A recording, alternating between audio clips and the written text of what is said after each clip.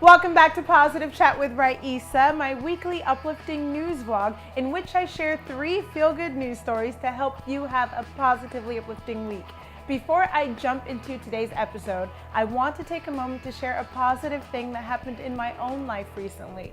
As many of you may already know, exactly 1 month ago, I was featured on the Hey Steve segment of The Steve Harvey Show, and a clip of my laugh went semi-viral after being aired during the segment. Ever since, I received quite a few new subscribers, and I'd like to take this video as an opportunity to thank all of my new followers for hitting that subscribe button and supporting me in my TV hosting pursuits. I'm so excited to share my vlogs with you, and with that being said, let's dive into some positive chat with Raisa, because I found 3 great stories this week that are sure to have you feeling inspired and uplifted. Our first story is about a grandma who found a 21st century solution to a very unusual problem. 87-year-old Concha Garcia Zeira lives in Valencia, Spain with her husband and has been painting since she was young.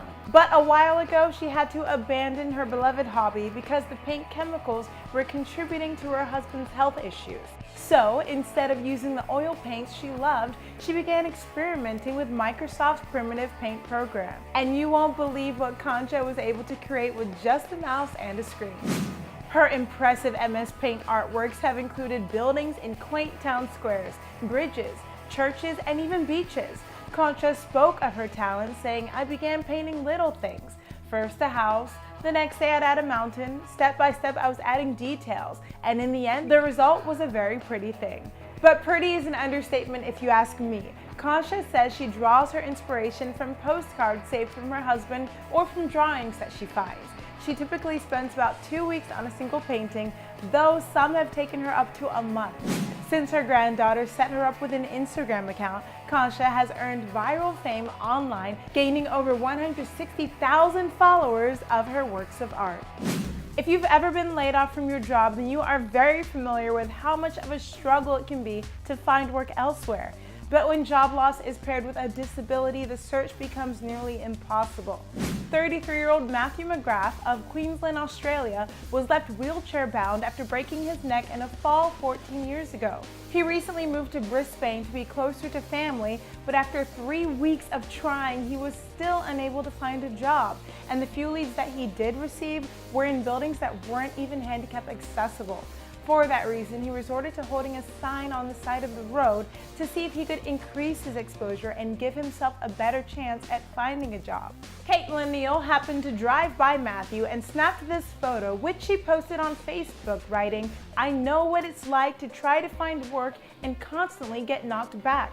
It takes courage to do what they are doing." Caitlin's post quickly went viral, and now Matthew has been inundated with potential employment opportunities and interview offers.